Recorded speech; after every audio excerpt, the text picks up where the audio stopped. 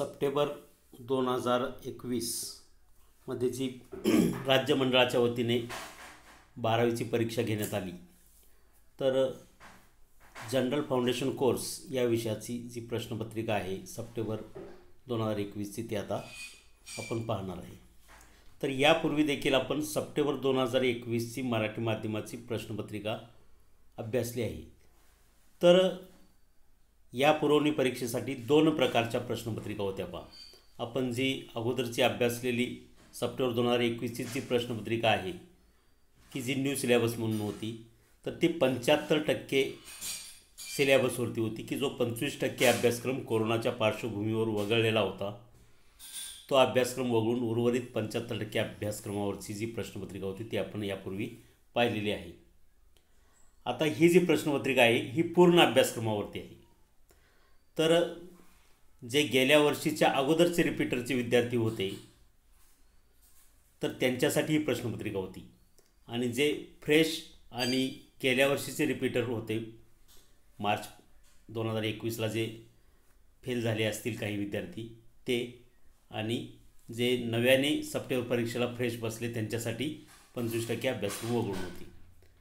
तर यावर्षीची जी परीक्षा मार्च 2022ला होईल ती परीक्षा 75% अभ्यासक्रमावरती पण होऊ शकते किंवा पूर्ण अभ्यासक्रमावरती पण होऊ शकते. म्हणजे कोरोनाच्या परिस्थितीवरती ते अवलंबून आहे. पण बहुतांश 25% अभ्यासक्रम वगळून 75% अभ्यासक्रम आधारित ही परीक्षा होण्याची शक्यता आहे. तरी देखील ही 100% अभ्यासक्रमावरती जी परीक्षा सप्टेंबरमध्ये जी झालेली ही प्रश्नपत्रिका आहे सप्टेंबर 2021मध्ये, ती तुम्हाला सरावाच्या दृष्टीने आणि कोणते प्रश्न महत्त्वाचे आहेत त्याच्या दृष्टीने हा पेपर जो आहे प्रश्नपत्रिका ही अत्यंत महत्त्वाची आहे. तर आपण हे आता पाहतोय की सप्टेंबर 2021 22 सप्टेंबर 2021ला ही महाराष्ट्र राज्य उच्च माध्यमिक शिक्षण मंडळाची HSC बोर्डाची जी परीक्षा झाली होती त्याचा क्वेश्चन पेपर आहे. या ठिकाणी सीट नंबर लिहायचा आहे. ही एक्झाम डेट या ठिकाणी दिली आहे 22 सप्टेंबर 2021. M म्हणजे मराठी मीडियमचे आहे आणि Q म्हणजे या ठिकाणी कोड जो आहे हा पूर्ण अभ्यासक्रमावरती, याला थोडक्यात या ठिकाणी ओल्ड सिलेबस म्हटलेला आहे. परंतु ओल्ड वगैरे सिलेबस नाही, आपला जो सिलेबस आहे तोच आहे, पण फक्त पूर्ण सिलेबसवरती आहे आणि जुने रिपीटर जे होते त्यांच्यासाठी आहे, म्हणून ही वेगळी पूर्ण अभ्यासक्रमावरती दिलेली आहे. General foundation course entrepreneurship development आणि या विषयाचा कोड आहे या ठिकाणी 90. 60 मार्कांची प्रश्नपत्रिका आहे. वेळ याच्यासाठी 2.5 तास आणि ह्या क्वेश्चन पेपरमध्ये 4 पेजेस आहेत. लक्षात. तर अशा पद्धतीने या ठिकाणी ही जनरल फाउंडेशन कोर्स या विषयाची आपण प्रश्नपत्रिका आपण आता अभ्यासतोय. प्रश्नपत्रिकेचं स्वरूप कसं असणार हे तुम्हाला यापूर्वी सांगितलेलंच आहे. 5 प्रश्न असतात, प्रत्येक प्रश्न 12 मार्काचा असतो. असे 5 प्रश्न, असे एकूण 60 मार्काची प्रश्नपत्रिका आहे. पहिला प्रश्न जो आहे हा ऑब्जेक्टिव्ह असतो वस्तुनिष्ठ स्वरूपाचा. तिसरा जो आहे हा लघुत्तरी आणि 4था 5वा दीर्घोत्तरी. तर अशा पद्धतीने हे प्रश्नपत्रिकेचं स्वरूप आहे. लक्षात. तर विशेषतः 4था प्रश्न देखील लघुत्तरी म्हटला तरी चालेल, कारण ते 3-3 मार्काचा जो प्रश्न आहे, आणि फक्त 5वा प्रश्न जो आहे हे त्यातले जे उपप्रश्न आहेत हे 6-6 मार्काचे असतात, म्हणून तो दीर्घोत्तरी. ओके. तर आता आपण पाहूया पुढं.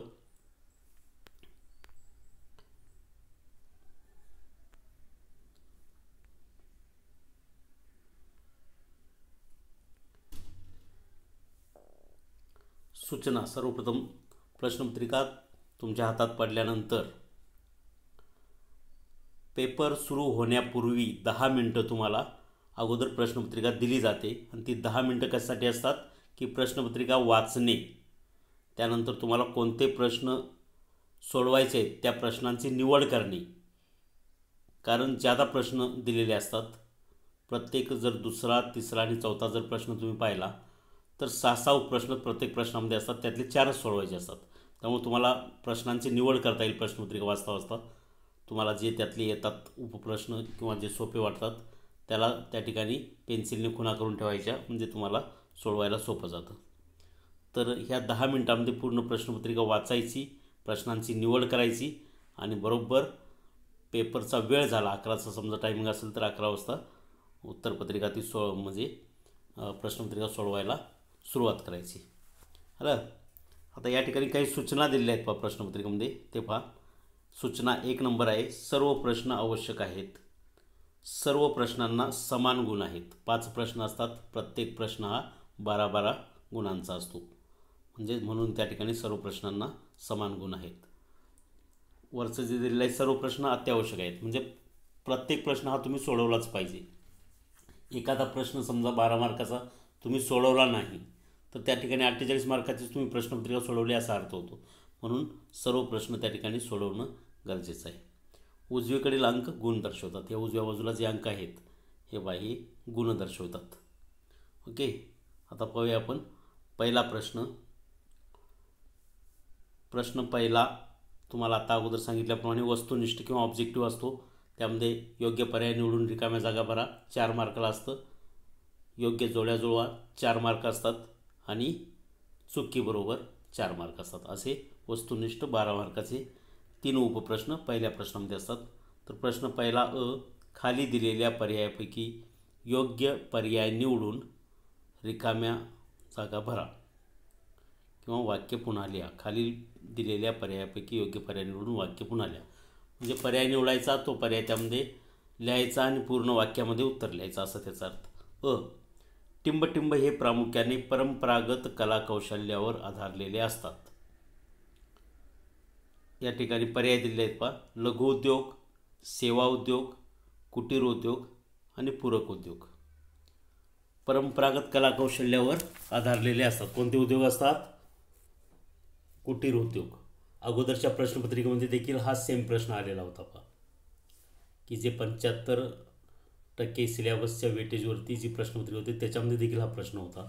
कुटीर उद्योग हे प्रामुख्याने परंपरागत कलाकौशल्यावर आधारलेले असतात. ओके. नेक्स्ट त्यातलं ब, कार्यजल विश्लेषणात कृती आणि टिंबटिंब असे 2 प्रमुख घटक आहेत. पर्याय आहेत घटना, नियोजन, निर्णय, संदेश. याचं उत्तर काय येईल? कार्यजल विश्लेषणात कृती आणि घटना, म्हणजे बरोबर याचा पर्याय काय आहे? घटना. कार्यजल विश्लेषणात कृती आणि घटना असे 2 प्रमुख घटक आहेत. क, लघुउद्योगाची नोंदणी टिंबटिंब येथे करतात. लघुउद्योगाची नोंदणी कुठं करतात? ऑप्शन बा, राष्ट्रीयकृत बँक, मिटकॉन, खादी व ग्रामोद्योग मंडळ, जिल्हा उद्योग केंद्र. काय येईल याचं उत्तर? जिल्हा उद्योग केंद्र. लिहित असताना लघुउद्योगाची नोंदणी जिल्हा उद्योग केंद्र येथे करतात. लक्षात. पुढचं हे बघा, या ठिकाणी हे पहिलं पेज संपलेलं आहे प्रश्नपत्रिकेचं. तर दुसऱ्या पेजवरती पाहू. हे बघा, दुसऱ्या पेजवरती अ मधलं चौथा आहे ड. टिंबटिंब म्हणजे ग्राहकांनी वस्तू खरेदी करावी म्हणून त्यांचे मन वळवण्याची कला होय. ग्राहकांनी वस्तू खरेदी करावी म्हणून त्यांचं जे मन वळवलं जातं त्याला काय म्हणतात? ऑप्शन बा पर्याय, बाजारपेठ सर्वेक्षण, विक्रय कला, प्रमाणीकरण, विपणन संशोधन. आणि याचं उत्तर काय येईल? विक्रय कला. एखादी वस्तू विकण्याची जी कला आहे ती कला म्हणजेच ती कला अवगत होण्यासाठी काय करावं लागतं? ग्राहकाचं मन वळवावं लागतं. एखादा ग्राहक तुमच्याकडे आला वस्तू घेण्यासाठी तर ती वस्तू त्यांनी घेतलीच पाहिजे. वस्तू न घेता तो दुकानातून बाहेर जाणार नाही. ही विक्रेत्याची जी कला आहे त्याला विक्रय कला असं म्हटलं जातं. म्हणजे त्याचं मन वळवलं जातं. हा लक्षात. याचं उत्तर काय येईल? विक्रय कला. तर या ठिकाणी योग्य पर्याय निवडून रिकाम्या जागा भरा हे झालेलं आहे. याच्यामध्ये 4 उपप्रश्न होते. प्रत्येक उपप्रश्नाला 1-1 मार्क असे 4 मार्क होते. आता ब त्यातलं वस्तुनिष्ठमधलं ब, योग्य जोड्या जुळवा. या ठिकाणी गट अ आणि गट ब दिलेला असतात. गट अ मध्ये 4 ऑप्शन असतात आणि गट ब मध्ये 5 ऑप्शन असतात. तर गट अ चे जे 4 आहेत त्यातले गट ब मधले योग्य 5 जे आहेत ते जोड्या जुळवायच्या, एक एक्स्ट्रा दिलेला असतो, त्याचा काही संबंध नसतो. म्हणून या ठिकाणी गट अ बरोबर गट ब मधल्या 4 योग्य जोड्या जुळवायच्या आहेत. 4 मार्क आहेत प्रत्येक जोडीला. गट अ वाचतो पहा. गट अ उपभोक्ता वर्तनाचे आर्थिक घटक, पर्यावरणाचे हानीपासून संरक्षण, सामग्री निर्गमन, वाहतूक. ओके. ब गटामध्ये सामग्री मागणीपत्र, स्थल उपयोगिता, उत्पन्न व बचत, प्रकल्पाचा सामाजिक हेतू, संस्कृती व परंपरा. आता या जोड्या जुळवायच्या आहेत आपल्याला. गट अ मधलं पहिलं घ्या. उपभोक्ता वर्तनाचे आर्थिक घटक. आर्थिक घटक म्हटल्यानंतर गट ब मधलं काय येईल? याचं उत्तर उपभोक्ता वर्तनाचे आर्थिक घटक. आर्थिक बाब कशामध्ये दिसते पहा. उत्पन्न आणि बचत. उत्पन्न आणि कोणताही जो उपभोक्ता आहे हा त्या ठिकाणी आपली बचत कशी होईल, म्हणजे कमी किमतीत वस्तू कशी मिळेल हे पाहत असतो. म्हणजे उपभोक्ता वर्तनाचं आर्थिक घटक आहे उत्पन्न आणि बचत. ओके. ब पर्यावरणाचे हानीपासून संरक्षण. काही याचं उत्तर पर्यावरणाचे हानीपासून संरक्षण करणे. प्रकल्पाचा हा सामाजिक हेतू आहे.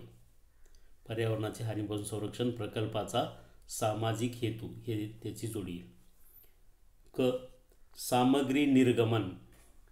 सामग्री निर्गमन म्हणजे सामग्री भांडारातून देत असताना कशाच्या आधारे दिली जाते? ती सामग्री मागणीपत्राच्या आधारे. म्हणून सामग्री निर्गमनची जोडी येईल सामग्री मागणीपत्र. सामग्रीची मागणी केल्यानंतर भांडारपाल काय करतो? ती सामग्री त्या विभागाला देतो, त्याला सामग्रीचं निर्गमन म्हणतात. म्हणून सामग्री निर्गमनची जोडी काय आली? सामग्री मागणीपत्र. ओके. ड वाहतूक. वाहतूक याचं काय येईल? आता पर्याय काय राहिले ब गटातले? स्थल उपयोगिता एक राहिलेला आहे आणि संस्कृती व परंपरा राहिलेली आहे. तर वाहतूकचं उत्तर काय येईल? स्थल उपयोगिता. ओके. वाहतूक, स्थल उपयोगिता. तर अशा पद्धतीने योग्य जोड्या जुळवा. या ठिकाणी वस्तुनिष्ठ 4 मार्काचा प्रश्न झालेला आहे. प्रत्येक जोडीला योग्य जोडीला 1 मार्क तुम्हाला मिळेल. पुढं आता क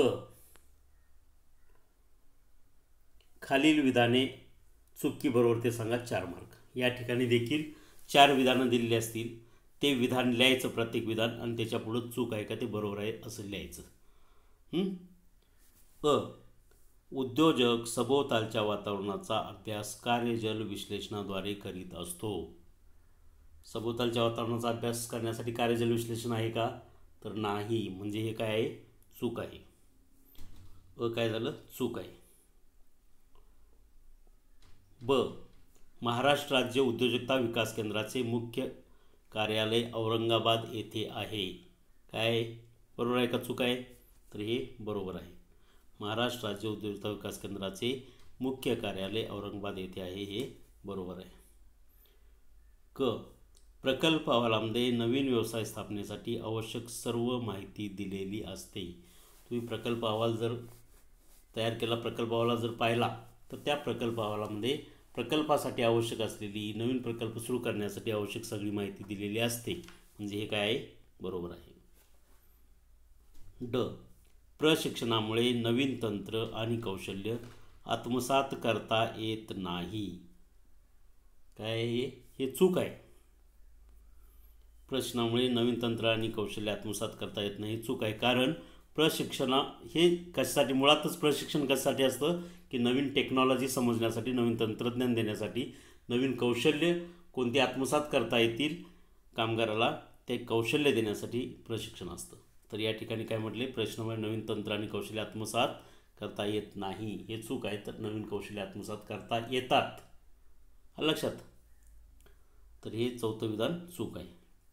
तर अशा पद्धतीने चुकीबरोबरचे 4 मार्क आहेत. जोड्या जुळवाला 4 मार्क आणि रिकाम्या जागा भरा 4 मार्क. तर अशा पद्धतीने या ठिकाणी 12 मार्काचा वस्तुनिष्ठ प्रश्न. या ठिकाणी तुम्हाला 12 पैकी 12 मार्क्स मिळवायला संधी आहे. ओके. त्यानंतर आता पाहूया दुसरा प्रश्न. या ठिकाणी प्रश्नोत्तरीचं दुसरं पेज संपलेलं आहे. आता तिसऱ्या पेजवरती हे पहा, क्वेश्चन नंबर 2. प्रश्न दुसरा, व्याख्या देऊन स्पष्ट करा. व्याख्या देऊन स्पष्ट करा. पहिली व्याख्या काय आहे? स्वयंरोजगार. आता ह्या दुसऱ्या प्रश्नामध्ये पहा, व्याख्या देऊन स्पष्ट करामध्ये की काय करायचं आहे पहा. तर प्रत्येक व्याख्येला 1 मार्क असेल आणि स्पष्टीकरणाला 2 मार्क. नुसती व्याख्या लिहिली तर तुम्हाला 1च मार्क मिळेल उपप्रश्नाला. तर प्रश्न कसा आहे ते अगोदर नीट वाचा. व्याख्या देऊन स्पष्ट करा. कोणतेही 4 आणि एकूण मार्क आहेत 12. तर पहिलं पहा, स्वयंरोजगार. तर स्वयंरोजगाराची तुम्ही व्याख्या लिहिली पाहिजे आणि त्याचं स्पष्टीकरण लिहिलं पाहिजे. फक्त व्याख्या लिहिली आणि पुढं काय नाही लिहिलं तर 3 मार्कांची विभागणी कशी आहे? व्याख्याला 1 मार्क, स्पष्टीकरणाला 2 मार्क. व्याख्या फक्त लिहिली तुम्ही तर 1 मार्क मिळेल, म्हणजे 3 पैकी 1च मार्क मिळेल. पण त्या स्वयंरोजगाराविषयीचं स्पष्टीकरण लिहिलं तर अजून 2 मार्क मिळतील. असे 3 मार्क आहे. असं प्रत्येक ह्याचं खालचं आहे. वेळ अनुसूचन असेल, परिवेश संकल्पना आहे, प्रत्येकाचं व्याख्याला 1 आणि स्पष्टीकरणाला 2 असे मार्क आहेत. त्यामुळं नुसती व्याख्या लिहायची नाही, तर तुम्ही जे लिहिणार आहे व्याख्या त्याचं स्पष्टीकरण देखील लिहिता येणं गरजेचं आहे. तेव्हाच तुम्हाला 3 पैकी 3 मार्क मिळू शकतात. तर स्वयंरोजगार, आता या ठिकाणी स्वयंरोजगाराची व्याख्या लिहिली पाहिजे. स्वयंरोजगाराची काय व्याख्या आहे? सोपी व्याख्या तुम्हाला सांगितली होती. स्वयंरोजगार म्हणजे स्वतःच्या ज्ञान व कौशल्याचा वापर करून व्यक्तीने निर्मिती, सेवा व व्यापार क्षेत्राशी निगडीत एखादा व्यवसाय सुरू करून स्वतःच्या उपजीविकेचे साधन निर्माण करणे होय. लक्षात? तर ही झाली स्वयंरोजगाराची व्याख्या. याला 1 मार्क मिळेल एवढी व्याख्या लिहिल्यावर. त्यानंतर त्याचं स्पष्टीकरण लिहिलं पाहिजे. तर स्पष्टीकरणामध्ये काय लिहिणार तुम्ही की स्वयंरोजगारामुळं त्या ठिकाणी परिसरातील नागरिकांना सेवा पुरवल्या जातात. जी व्यक्ती स्वयंरोजगार करते त्या व्यक्तीला त्या ठिकाणी स्वतःला रोजगाराचं साधन निर्माण होतं. त्याचबरोबर त्या स्वयंरोजगारामध्ये दुसरे 1-2 कर्मचारी तो कामाला ठेवू शकतो, म्हणजे त्यांच्या रोजगाराची सोय केली जाते. परिसरामध्ये जे किरकोळ काही वस्तू असतात, मग ती सेवा उद्योग असेल किंवा दुरुस्ती असेल तर ती या स्वयंरोजगाराच्या माध्यमातून करता येऊ शकते. स्वयंरोजगाराचा उद्देश म्हणजे त्या व्यक्तीचा उदरनिर्वाह होणे व नफा मिळवणे हा असतो. म्हणजे जो व्यक्ती स्वयंरोजगार करतो तो त्या ठिकाणी स्वतःचं एक उत्पन्नाचं साधन निर्माण करतो आणि त्या ठिकाणी नफा मिळवणे हा देखील त्याचा उद्देश असतो मर्यादित स्वरूपात.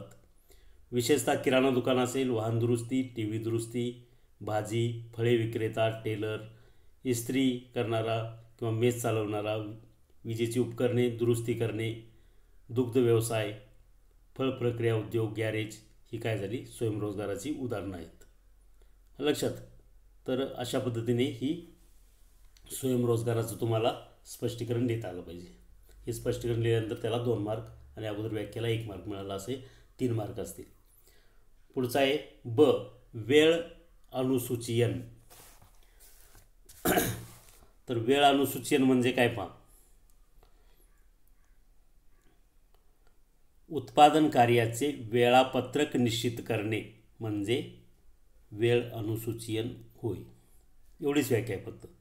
जे काही उत्पादन तयार करायचं आहे त्याचं वेळापत्रक निश्चित करणे, टाईम शेड्युलिंग म्हणतात त्याला. उत्पादन कार्याचं वेळापत्रक निश्चित करणे म्हणजेच वेळ अनुसूचीयन होय. याला एवढं लिहिलं, व्याख्या तरी 1 मार्क मिळेल. ही सोपी व्याख्या आहे. त्यानंतर याचं स्पष्टीकरण जे आहे, वेळ अनुसूचीयन हा उत्पादन तंत्राची अशी अवस्था आहे की ज्यामध्ये प्राथमिकतेचे आधारावर कार्याचे महत्त्व निश्चित करून नंतर हे कार्य योग्य वेळेत व योग्य क्रमाने यंत्रावर सोपवले जाते. अशा रीतीने अनुसूचीयनचा संबंध विशिष्ट कार्य उत्पादन करण्यासाठी आवश्यक असलेल्या क्रिया केव्हा करण्यात येतील हे ठरवण्याशी असतो. अनुसूचीयनाच्या कार्यपद्धतीमध्ये सर्वांगीण अनुसूची व उत्पादन अनुसूची असे 2 टप्पे असतात. लक्षात? तर हे झालं याचं स्पष्टीकरण. स्पष्टीकरणाला 2 मार्क, व्याख्याला 1 मार्क. क, परिव्यय संकल्पना. परिव्यय म्हणजे काय? खर्च थोडक्यात. लक्षात? तर परिव्यय संकल्पना. आता परिव्ययाची व्याख्या लिहायची या ठिकाणी. वस्तूच्या उत्पादनासाठी येणाऱ्या सर्व खर्चाची एकूण राशी म्हणजे परिव्यय होय. पहा किती सोपी व्याख्या आहे. वेगवेगळ्या व्याख्या आहेत, त्यातली ही सगळ्यात सोपी तुम्हाला लक्षात राहण्यासारखी व्याख्या सांगितलेली आहे. काय सांगितली? वस्तूच्या उत्पादनासाठी, म्हणजे एखाद्या वस्तूचं जर उत्पादन घ्यायचं असेल तर हे उत्पादन घेण्यासाठी सर्व प्रकारचा जो खर्च असतो, एकूण खर्च, सर्व खर्चाची एकूण राशी म्हणजेच परिव्यय होय. ओके. किंवा दुसरी एक व्याख्या आहे पहा, वस्तू किंवा सेवा निर्माण करण्यासाठी होणाऱ्या एकूण खर्चास परिव्यय असे म्हणतात. तर ह्या दोनपैकी एक व्याख्याला दोन्ही सोप्या आहेत. त्यानंतर त्याचं जे स्पष्टीकरण आहे, तर त्या स्पष्टीकरणामध्ये परिव्यय ही संकल्पना पुरातन असून ज्या वेळेस व्यापार, व्यवसाय, उद्योगाची सुरुवात झाली तेव्हापासून परिव्यय ही संकल्पना निर्माण झालेली आहे व त्यात आधुनिक काळानुसार बदल होत असल्याचे दिसून येते. परिव्यय संकल्पनेचा विचार करता वस्तूच्या उत्पादनासाठी कच्चा माल, श्रम आणि इतर घटकांची आवश्यकता असते. त्यामुळे सामग्री, श्रम आणि उत्पादनासाठी आवश्यक असणाऱ्या इतर बाबींना परिव्ययाचे मुख्य घटक म्हटले जातात. आणि परिव्ययाच्या मुख्य घटकांमध्ये सामग्री, श्रम आणि इतर खर्च हे परिव्ययाचे मुख्य घटक आहेत. त्यामध्ये प्रत्यक्ष आणि अप्रत्यक्ष सामग्री, प्रत्यक्ष आणि अप्रत्यक्ष श्रम, प्रत्यक्ष आणि अप्रत्यक्ष इतर खर्च यांचा समावेश होतो. हे एवढं स्पष्टीकरणामध्ये लिहिलं पाहिजे. स्पष्टीकरणाला 2 मार्क. ओके. आणि व्याख्येला 1 मार्क, असे 3 मार्कांची विभागणी आहे. पुढचं ड, सामग्रीचे निर्गमन. सामग्रीचे निर्गमन म्हणजे सामग्री भांडारातून देणे, याला निर्गमन असं म्हटलं जातं. तर ह्याची जी व्याख्या आहे पहा, तंत्रशुद्धरित्या जी व्याख्या आहे सामग्रीचे निर्गमन, उत्पादन अथवा कार्यकारी विभागाला त्यांनी पाठवलेल्या सामग्री मागणीपत्राच्या आधारे भांडारातून सामग्रीचा पुरवठा करणे म्हणजेच सामग्रीचे निर्गमन होय. पहा, लक्षात येते का? सामग्रीचं निर्गमन म्हणजे काय? भांडारातून सामग्री दुसऱ्याला देणे थोडक्यात. लक्षात. मग ही सामग्री कधी देणार तुम्ही? की ज्यावेळी ही सामग्री पाहिजे अशी, एखाद्या विभागाला सामग्री आवश्यक असेल तर ती मागणी करणार, म्हणजेच मागणीपत्राच्या आधारे त्या ठिकाणी आपण सामग्रीचं निर्गमन करतो. म्हणून व्याख्या काय? उत्पादन विभागाला अथवा कार्यकारी विभागाला त्यांनी पाठवलेल्या सामग्री मागणीपत्राच्या आधारे भांडारातून सामग्रीचा पुरवठा करणे म्हणजे सामग्रीचे निर्गमन होय. म्हणजे ज्यावेळी मागणी येईल एखाद्या विभागातून त्यावेळी सामग्री जी दिली जाते त्याला सामग्रीचं निर्गमन असं म्हणतात थोडक्यात. ही झाली व्याख्या. 1 मार्क. त्यानंतर त्याचं जे स्पष्टीकरण आहे, विविध विभागांना आवश्यकतेनुसार सामग्री पुरवण्याची जबाबदारी भांडारगृहातून असते. भांडारगृहातून सामग्री मागणीसाठी संबंधित विभाग भांडाराला सामग्री मागणीपत्र पाठवतात. सामग्री मागणीपत्र भांडारपालास भांडारगृहातून सामग्रीचे निर्गमन करण्याचा अधिकार देण्याचे पत्रक असते. या पत्रात आवश्यक असलेल्या सामग्रीचे प्रमाण व दर्जा देऊन त्या सामग्रीचे निर्गमन करण्याबद्दलची विनंती संबंधित विभागाद्वारे करण्यात येते. भांडारपाल मागणीपत्रानुसार सामग्रीचं निर्गमन करतो. निर्गमित केलेल्या सामग्रीची संबंधित बिनकार्डावर नोंद करतो. यानंतर भांडार प्रपंची लेख्यात त्याची नोंद केली जाते. तर अशा प्रकारे सामग्री निर्गमनाचं काय होईल? स्पष्टीकरण येईल. या स्पष्टीकरणाला 2 मार्क, असे एकूण याला 3 मार्क येतील. ओके. पुढचा आता पहा, विपणन. विपणन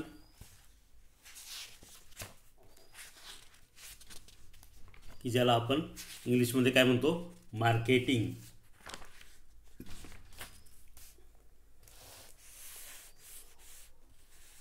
उत्पादकापासून ते उपभोक्त्यापर्यंत वस्तू व सेवांचा प्रवाह कार्यान्वित व्हावा यासाठी लागणारी व्यावसायिक कार्य म्हणजे विपणन होय. म्हणजे वस्तू तयार झाली की ती ग्राहकापर्यंत किंवा उपभोक्त्यापर्यंत जाईपर्यंत ती ज्या ज्या माध्यमातून जाते ती वस्तू, त्याला काय म्हणतात? विपणन असं म्हटलं जातं. म्हणजे उत्पादकापासून ते उपभोक्त्यापर्यंत वस्तू व सेवांचा प्रवाह कार्यान्वित व्हावा यासाठी लागणारी व्यावसायिक कार्य म्हणजे विपणन होय. लक्षात. तर ही जी व्याख्या आहे ही अमेरिकन मार्केटिंग असोसिएशनने केलेली आहे. त्यानंतर दुसऱ्या एका संशोधकाची व्याख्या आहे व्यवस्थापनशास्त्रज्ञाची, फिलिप कोटलर या व्यवस्थापनशास्त्रज्ञांनी केलेली जी विपणनाची व्याख्या जी आहे, तर विपणन ही मानवी क्रिया आहे ज्याद्वारे विनिमय प्रक्रियांच्या सहाय्याने ग्राहकांच्या गरजा व इच्छा पूर्ण केल्या जातात. ही देखील दुसरी एक व्याख्या आहे. या दोन्हीपैकी एक व्याख्या लिहायची कोणती, याला 1 मार्क असेल. आता याचं जे स्पष्टीकरण आहे, या स्पष्टीकरणामध्ये माल उत्पादन झाल्यापासून तो ग्राहकाच्या हातात पडेपर्यंत त्यावर होणाऱ्या सर्व प्रकारच्या प्रक्रियांना उद्देशून विपणन हा शब्द वापरण्यात येतो. माल उत्पादन झाल्यानंतर तो प्रत्यक्ष ग्राहकांना विकण्यापर्यंत त्यावर अनेक प्रक्रिया कराव्या लागतात.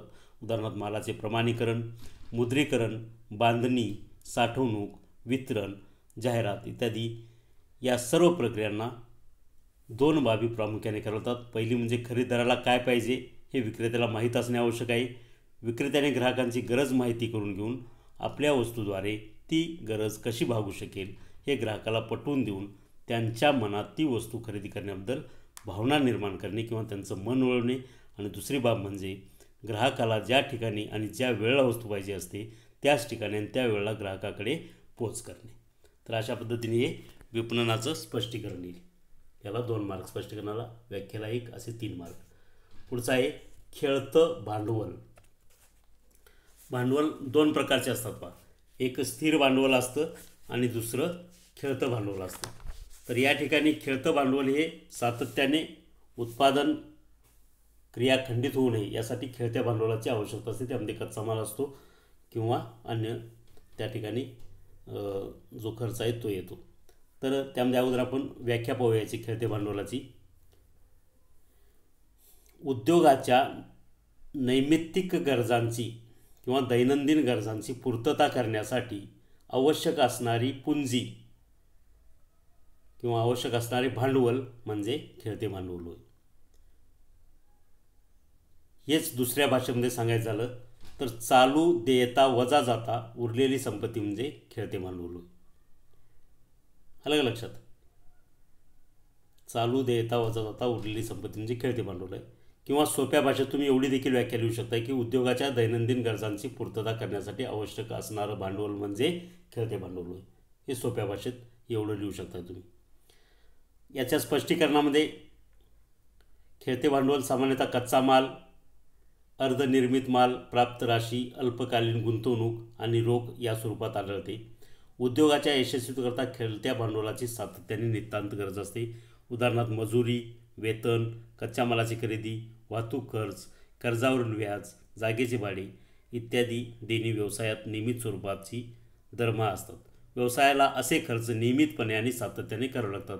त्यामुळे व्यवसायाचे दैनंदिन कामकाज व्यवहार सुरळीत सुरू राहतात. खेळत्या भांडवलाचे प्रमाण प्रत्येक उद्योगात उद्योगाच्या स्वरूपानुसार बदलते. ते व्यवसायाच्या भोवताली व अंतर्गत असणाऱ्या परिस्थितीनुसार सुद्धा बदलत असते. व्यवसायाचे जे खेळतं भांडवल आहे हे निश्चित करण्यासाठी व्यवसायाचा आकारमान किती आहे, छोटा उद्योग आहे का मोठा उद्योग आहे, वस्तूच्या उत्पादनासाठी किती उत्पादन तयार करण्यासाठी काळ किती लागणार आहे किंवा किती वेळ लागणार आहे, वस्तू खरेदी आणि विक्रीच्या अटी काय आहेत आणि त्या ठिकाणी अस्थिर संपत्तीची तरलता काय आहे या गोष्टीवरती हे खेळतं भांडवल अवलंबून असतं. त्याचबरोबर मालाच्या साठवणुकीसाठी करण्यात येणारा खर्च, परिस्थितीनुसार घडणारे बदल आणि व्यवसायामधील जोखीम हे घटक देखील त्या ठिकाणी खेळत्या भांडवलावरती प्रभाव टाकत असतात. हे त्याचं स्पष्टीकरण दिलं पाहिजे 2 मार्कासाठी. लक्षात? तर या ठिकाणी हा प्रश्न दुसरा व्याख्या देऊन स्पष्ट करा. 12 मार्काचा हा प्रश्न होता. यामध्ये 6 पैकी कोणतेही 4 उपप्रश्न तुम्हाला सोडवायचे आहेत. पुढे पाहूया आता क्वेश्चन नंबर 3. प्रश्न 3.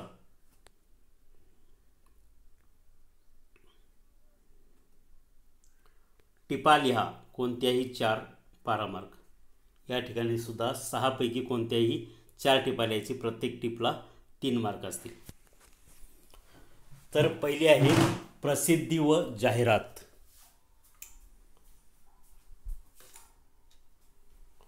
प्रसिद्धी व जाहिरात.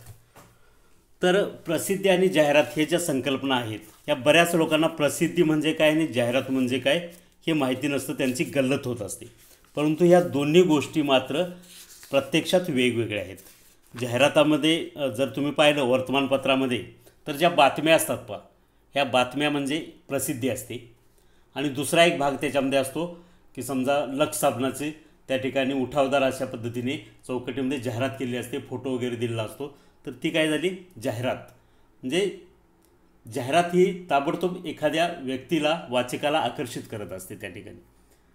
आलं का लक्षात? तर प्रसिद्धी आणि जाहिरात ह्या दोन गोष्टी वेगवेगळ्या आहेत. तर या ठिकाणी प्रसिद्धी आणि जाहिरात पाहत असताना या मार्कांची जी विभागणी आहे ही यामध्ये प्रसिद्धीला 1.5 मार्क आहे आणि त्या ठिकाणी ॲडव्हर्टाइजमेंट किंवा जाहिरात जी आहे तिला 1.5 मार्क असेल.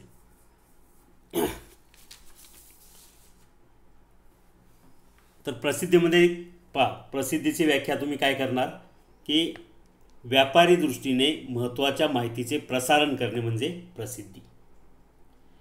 विशिष्ट वस्तू, सेवा किंवा संस्था यांची सर्वसामान्य जनतेला माहिती असावी यासाठी ही प्रसिद्धी केली जाते. वस्तू, सेवा किंवा संस्था यांची माहिती प्रसिद्धीसाठी देताना बातमीदाराला पैसे द्यावे लागत नाही. आता मी तुम्हाला जसं सांगितलं बा, वर्तमानपत्रामध्ये बातम्या असतात आणि जाहिराती पण असतात.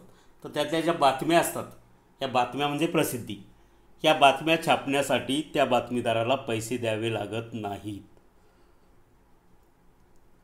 प्रसिद्ध झालेल्या बातमीचा प्रस्तुतकर्ता कोणाही ओळखता येणे कठीण असते. जी बातमी दिलेली आहे ही कोणा संदर्भात आहे किंवा कोणाची प्रसिद्धी मिळते हे त्याच्यातून त्या ठिकाणी समजणं थोडं अवघड असतं. कारण त्यात बातमीला अधिक महत्त्व दिलेलं असतं की कुणाची बातमी आहे त्याच्यावरती फोकस करण्यापेक्षा ती बातमी जी आहे की परिसरामध्ये सर्वत्र ती बातमी वाचनीय व्हावी यासाठी महत्त्व दिलं जातं. प्रसिद्धीमध्ये कोणत्याही प्रकारचे आवाहन नसते. एखादी वस्तू घ्या, ही खूप गुणवत्ताधारक वस्तू आहे, ती वस्तू तुम्ही घ्या, तुमचा फायदा होणार आहे, असं कोणत्याही प्रकारचं आवाहन प्रसिद्धीमध्ये किंवा बातमीमध्ये नसते. प्रसिद्धीमध्ये मोबदला देणे आवश्यक नसते. आता जसं मी सांगितलं, त्या प्रसिद्धी मिळाली म्हणून त्याचा काहीतरी मोबदला बातमीदाराला किंवा संपादकाला द्यायचं याची गरज नसते. परंतु प्रसिद्धी ही केव्हा तरी बातमीच्या स्वरूपात मिळते. प्रसिद्धी केव्हा तरी बातमीच्या स्वरूपात, म्हणजे प्रसिद्धी आणि बातमी ह्या एकसारख्याच आहेत. प्रसिद्धी मिळाली म्हणजेच त्या ठिकाणी ती बातमी आली असा त्याचा अर्थ होतो. तर हे प्रसिद्धीचे कमीत कमी 3 मुद्दे लिहायचे. प्रत्येक मुद्द्याला अर्धा मार्क असे 1.5 मार्क या ठिकाणी मिळेल तुम्हाला. आता जी जाहिरात आहे, जाहिरात म्हणजे काय पहा, किंमत देऊन किंवा पैसे देऊन अवैयक्तिक माध्यमातून कल्पना, वस्तू किंवा सेवा खात्रीपूर्वकरित्या बाजारात प्रस्तुत करण्याच्या क्रियेस जाहिरात असं म्हटलं जातं. आलं लक्षात? म्हणजे प्रसिद्धी आणि जाहिरात यातला मुख्य फरक काय पहा, प्रसिद्धीसाठी कोणत्याही प्रकारचे पैसे द्यावे लागत नाहीत. परंतु जाहिरात म्हणजे काय, ग्राहकाला वस्तू किंवा सेवा यांची माहिती देऊन बाजारपेठेमध्ये वस्तूला मागणी निर्माण करण्याच्या उद्देशाने जाहिरात केली जाते आणि त्यासाठी पैसे द्यावे लागतात.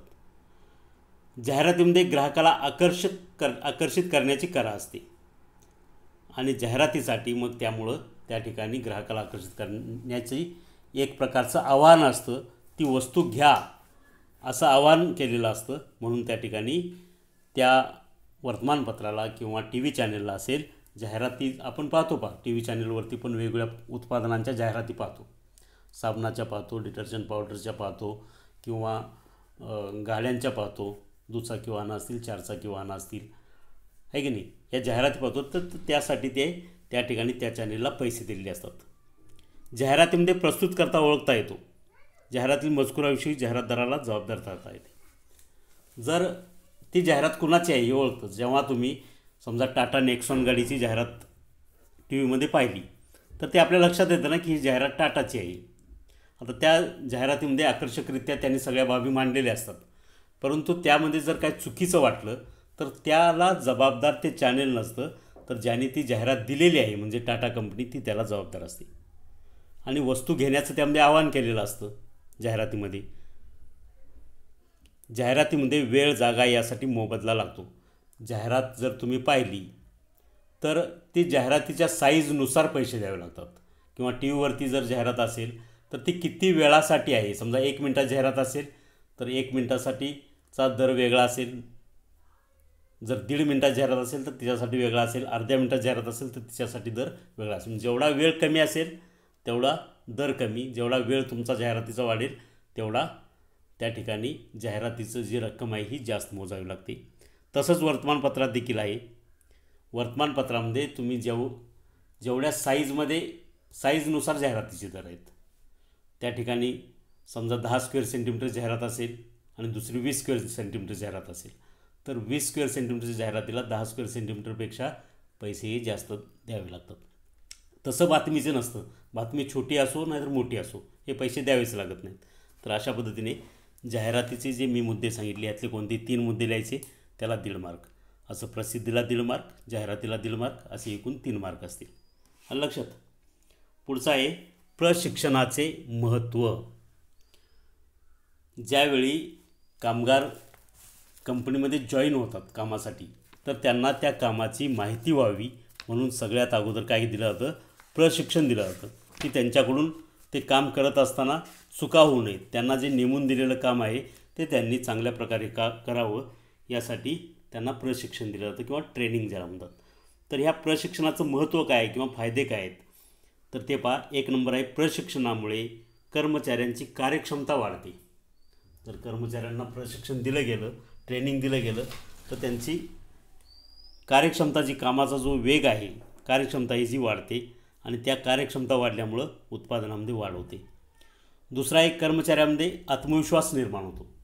कर्मचाऱ्याला जेव्हा तुम्ही प्रशिक्षण देताय तेव्हा त्याच्यामध्ये आपण चांगल्या प्रकारे योग्य पद्धतीने गुणवत्तापूर्ण एक काम करू असा त्याच्यामध्ये आत्मविश्वास होतो.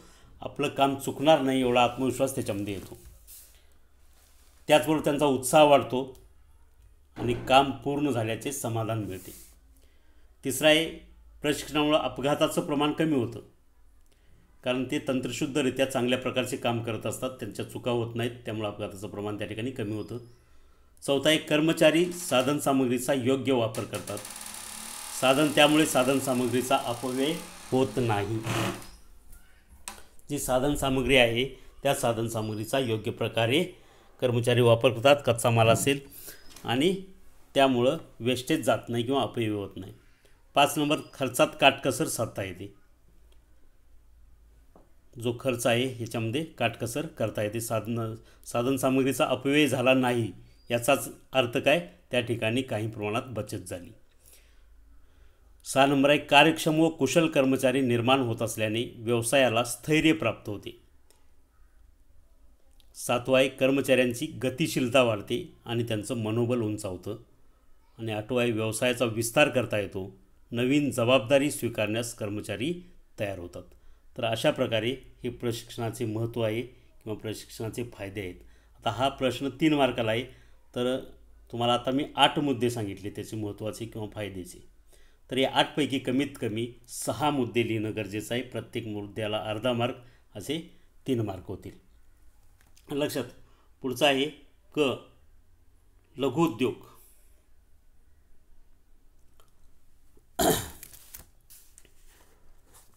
लघुउद्योग, आता उद्योगांचे वेगवेगळे तुम्हाला प्रकार सांगितलेत बा, कुटीर उद्योग, लघुउद्योग, मध्यम उद्योग, मोठे उद्योग. तर आता या ठिकाणी आपल्याला फक्त लघुउद्योगाविषयी टिप लिहायची.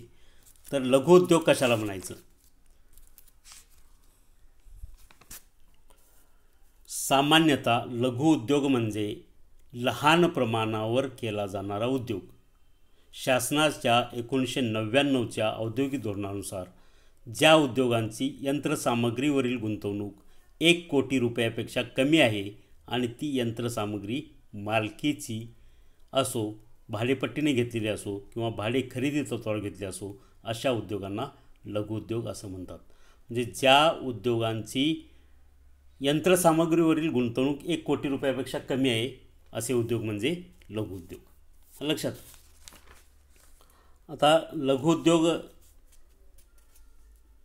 लघुउद्योगामुळं काय होतं की हे जे लघुउद्योग आहेत हे स्थानिक पातळीवर असू शकतात, तालुक्याच्या पातळीवर असू शकतात, जिल्हा पातळीवर देखील असू शकतात. मोठ्या उद्योगांच्या तुलनेत जर पाहिलं तर लघुउद्योगांमधील गुंतवणूक कमी असते, कर्मचारी संख्या देखील कमी असते किंवा मध्यम स्वरूपात असते. कच्चा माल आणि उत्पादन क्षमता मोठ्या उद्योगांच्या तुलनेत कमी असते आणि हे लघुउद्योग हे खाजगी क्षेत्रात असतात.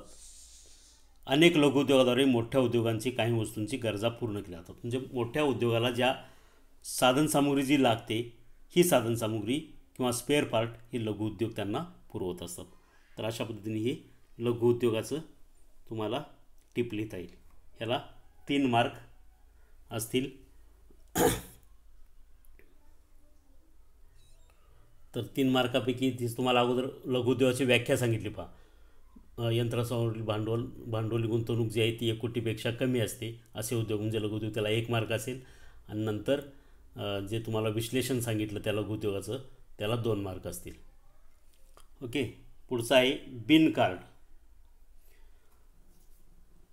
तर बिन कार्ड हे भांडारगृहामध्ये असतं. पहा, भांडारगृहामध्ये असतं. बिन कार्डावरती सामग्रीची सगळ्या प्रकारच्या नोंदी केलेल्या असतात. किती सामग्री दिली, किती सामग्री आलेली आहे आणि किती स्टॉक शिल्लक आहे ही सगळी माहिती बिन कार्डामध्ये असते. सामग्री साठवणुकीच्या जागेवर किंवा कपाटावर त्या ठिकाणी हे बिन कार्ड असतं. या कार्डावरती प्रत्येक प्राप्त होणाऱ्या तसेच परत येणाऱ्या आणि निर्गमित होणाऱ्या सामग्रीची नोंद केली जाते. म्हणजे स्टोअरमध्ये किती साहित्य आलं, त्यानंतर किती साहित्य वापरण्यासाठी विभागांना विविध दिलं गेलं आणि वापरल्यानंतर परत किती परत आलं आणि एकूण शिल्लक सामग्री किती आहे ही याची नोंद ही सगळी या बिन कार्डवरती केलेली असते. बिन कार्डमध्ये केलेली शेवटची नोंद पाहून कोणत्याही वेळी भांडारगृहात सामग्रीचा स्टॉक किंवा स्कंद किती आहे याची माहिती होते. कोणत्या सामग्रीची खरेदी करायची आणि किती प्रमाणात खरेदी करायची याबाबत निर्णय घेताना बिन कार्डाची मदत होत असते. बिन कार्डावरून स्टॉकची सूची सहज तयार करता येते. तसेच संग्रहणाची सतत तपासणी करण्याकरता व फरकाचे समायोजन करण्याकरता प्रत्यक्ष सामग्री न मोजता देखील बिन कार्डच्या आधारे स्टॉक किती शिल्लक आहे हे पाहता येतं. हा बिन कार्डाचा महत्त्वाचा फायदा आहे. लक्षात. पुढचा आहे कल्पनेचा शोध. उद्योगधंदा करत असताना ज्या आपल्याला कल्पना कोणत्या कोणत्या माध्यमातून सुचतात त्याला कल्पनेचा शोध असं म्हटलं जातं. Search for business idea. तर उद्योग व्यवसाय सुरू करण्याची मानसिक तयारी झाल्यानंतर उद्योजक उद्योगासंबंधी कल्पनांचा शोध घेऊ लागतो. कोणताही उपक्रम किंवा व्यवसाय हा व्यक्तीच्या कल्पनेचाच आविष्कार असतो. म्हणून कल्पनेचा शोध ही बाब उद्योजकाच्या बाबतीत अत्यंत महत्त्वपूर्ण ठरते.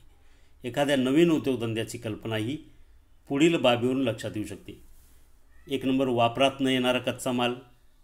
समाजाला किंवा ग्राहकाला न मिळणाऱ्या सेवा किंवा एखादे उत्पादन, तर तसं उत्पादन आपण तयार करू शकतो. स्पर्धकास जास्त मिळणारा नफा. स्पर्धक जे आहेत ते कोणत्या उद्योगामध्ये जास्त नफा मिळत आहेत तशा प्रकारचे उद्योग करू शकताय. एखाद्या उत्पादनास निर्माणारा व वाया जाणारा माल. समजा एखादा मोठा उद्योग आहे, त्याच्यातून ते उत्पादन केल्यानंतर जो माल वाया जातो, वेस्टेज आहे, त्याच्यातून काही वस्तू निर्मिती करता येईल का. तर अशा पद्धतीने हे कल्पनेचे शोध असतात. त्याच्यामध्ये नवीन उत्पादनात जर तुम्ही प्रकार पाहिले तर नवनिर्मित उत्पादन असू शकतं, पूरक उत्पादन असू शकतं, जोड उत्पादन असू शकतं किंवा पुनर्बांधणी किंवा पूर्ण बांधणी देखील उत्पादन म्हणजे पूर्ण नव्याने उत्पादन देखील घेता येऊ शकते. तर अशा पद्धतीने हे कल्पनेचा शोध आहे. या ठिकाणी तुम्ही कल्पनेचा शोधसाठी सर्च फॉर बिझनेस आयडिया म्हणजे काय त्याला 1 मार्क असेल मिनिंग आणि त्याचं जे विश्लेषण आहे ह्याला 4 मुद्द्यांना मिळून 2 मार्क असतील, असे एकूण 3 मार्क होतील. पुढचा आहे राष्ट्रीय औद्योगिक विकास महामंडळ. राष्ट्रीय औद्योगिक विकास महामंडळ. तर हे राष्ट्रीय औद्योगिक विकास महामंडळ जे आहे उद्योगधंद्यांचा संपूर्ण राष्ट्रीय पातळीवरती चांगल्या प्रकारचा समतोल विकास व्हावा या दृष्टिकोनातून हे राष्ट्रीय औद्योगिक विकास महामंडळ कार्य करत असतं.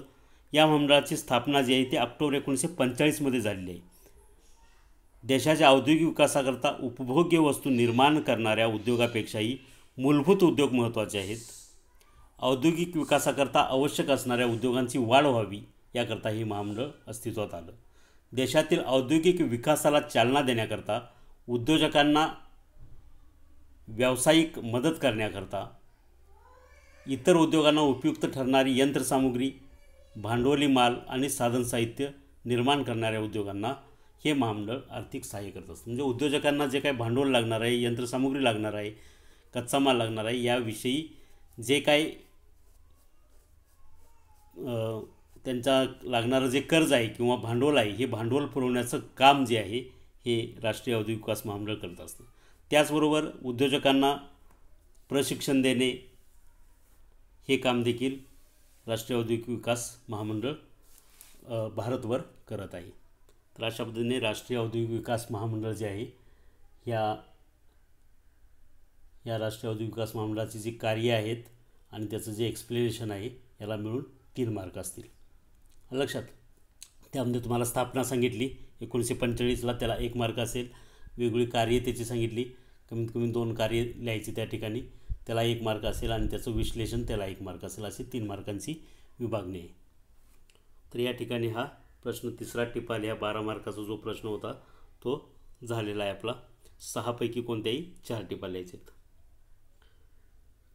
पुढचा आहे प्रश्न 4. थोडक्यात उत्तरे द्या कोणतीही 12 मार्क. याच्यामध्ये देखील 6 उपप्रश्न असतील. त्या 6 पैकी 4 उपप्रश्नांची त्या ठिकाणी तुम्हाला उत्तरं लिहायची. प्रत्येक उपप्रश्नाला 3 मार्क आहेत. जलवाहतूक व हवाई वाहतूक यामधील फरक लिहा. जलवाहतूक म्हणजे समुद्रातून किंवा पाण्यातून करण्यात येणारी वाहतूक, याला काय म्हणतो आपण, जलवाहतूक असं म्हणतात. आणि हवाई वाहतूक म्हणजे काय, हवेतून करण्यात येणारी वाहतूक. तर जलवाहतूक नद्या व सागरी जलमार्गाने वाहतूक केली जाते. वाहतुकीचा नैसर्गिक मार्ग आहे. नद्यांमधून असेल, छोट्या नद्यामध्ये काय असतं, छोट्या होड्या असतात. आणि सागरी मार्गाने मोठमोठी जहाजं असतात. तर म्हणजे जलमार्गाने ही केली जाणारी वाहतूक आहे, म्हणून याला जलवाहतूक असं म्हटलं जातं. आणि हे जलमार्ग म्हणजे समुद्रातून हे जे मार्ग आहे हा नैसर्गिक मार्ग झाला. याला असे वेगळे मार्ग करावे लागत नाही. हवाई वाहतूक देखील या आकाशातून हवेतून केली जाते. याचा देखील मार्ग हा नैसर्गिक असतो. जलवाहतुकीमध्ये वाहतुकीचा वेग कमी असल्याने जास्त वेळ लागतो. जलवाहतूक जर तुम्ही पाहिलं तर याला वेळ जास्त लागतो. हवाई वाहतुकीचा वेग मात्र प्रचंड असतो, त्यामुळे कमी वेळेत एका देशातून दुसऱ्या देशात पोहोचता येतं. जलवाहतूक ही विशेषतः अवजड वस्तूसाठी, अवजड माल वाहून नेण्यासाठी, मशिनरी वाहून नेण्यासाठी वापरली जाते. तर हवाई वाहतूक ही विशेषतः हलक्या वस्तू वाहून नेण्यासाठी, प्रवासी वाहतुकीसाठी वापरली जाते. जलवाहतुकीमध्ये वाहतुकीचा खर्च हा अगदी कमी असतो, त्यामुळे स्वस्त वाहतूक समजली जाते. हवाई वाहतुकीमध्ये मात्र ही खर्चिक वाहतूक आहे किंवा याचं जे तिकीट आहे हवाई वाहतुकीचं हे जास्त असतं, त्यामुळे ही महागडी वाहतूक असं समजली जाते. आणि विशेषतः श्रीमंत लोकांसाठी हवाई वाहतूक आहे असं म्हटलं जातं. आंतरराष्ट्रीय व्यापारासाठी सागरी वाहतुकीचा प्रामुख्याने उपयोग होतो. तर आंतरराष्ट्रीय आणि देशांतर्गत प्रवासासाठी हवाई वाहतुकीचा प्रामुख्याने उपयोग होतो. प्रवाशांना दूरवरच्या ठिकाणी सहज जाता येते हवाई वाहतुकीमुळं. पण जलवाहतुकीमुळं प्रवासी वाहतूक देखील होते, पण त्यामध्ये बरेच दिवस किंवा लागू शकतात, म्हणजे विलंब होऊ शकतो. जलवाहतुकीत वादळी वारे, चक्रीवादळ यापासून धोका असतो. हवाई वाहतुकीच्या तुलनेत मात्र कमी धोका असतो.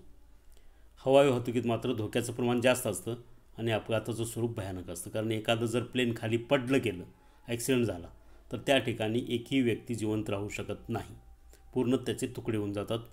तसं जलवाहतुकीमध्ये होत नाही, म्हणजे धोक्याचं प्रमाण या हवाई वाहतुकीमध्ये जलवाहतुकीपेक्षा जास्त आहे. तर अशा पद्धतीने जलवाहतूक आणि हवाई वाहतूक 3 मार्काचा हा फरकाचा प्रश्न आहे. तर यामध्ये जलवाहतुकीचे कोणतेही 3 मुद्दे लिहा, प्रत्येक मुद्द्याला अर्धा मार्क असे 1.5 मार्क. आणि हवाई वाहतूकमध्ये त्या ठिकाणी फरकाचे 3 मुद्दे जे जलवाहतूक लिहिले त्याचेच फरकाचे 3 मुद्दे 3 लिहिले तर त्याला 1.5 मार्क. म्हणजे प्रत्येक मुद्द्याला हवाई वाहतूक आणि जलवाहतूक मिळून 1-1 मार्क असेल. असे फरकाचे 3 मुद्दे लिहिले पाहिजेत, तर त्या ठिकाणी 3 मार्क मिळतील. यशस्वी उद्योजकाचे गुण लिहा. जो उद्योजक आहे, आपण पाहतो टाटा असेल, बिर्ला असेल, हे यशस्वी उद्योजक आपण यांना समजतो. तर यांच्यामध्ये कोणते असे गुण असतात, किर्लोस्कर असेल, तर आदर्श किंवा यशस्वी उद्योजकाचे जे गुण आहेत त्याच्यामध्ये त्या उद्योगासाठी आवश्यक असलेलं त्यांच्याकडे शिक्षण असलं पाहिजे, दुसरं ज्ञान असलं पाहिजे त्या उद्योग व्यवसायाविषयी, आदर्शवाद असला पाहिजे, उद्योजक हा नेहमी आदर्शवादी विचारसरणीचा असला पाहिजे, चौथा आहे अचूकता, जो कोणता निर्णय घ्यायचा आहे, कोणती कृती करायची आहे त्याच्यामध्ये त्या निर्णयामध्ये अचूकता असली पाहिजे आणि त्याची अंमलबजावणी करता आली पाहिजे. 5 नंबर आहे अवलोकन शक्ती, उद्योजकाची निरीक्षण आणि अवलोकन शक्ती जी आहे ही तीक्ष्ण असली पाहिजे, बारीक सारीक गोष्टीवरती लक्ष असलं पाहिजे. 6 नंबर आहे दूरदृष्टी, भविष्यामध्ये काय घटना घडणार आहेत ही दूरदृष्टी त्या उद्योजकामध्ये असली पाहिजे.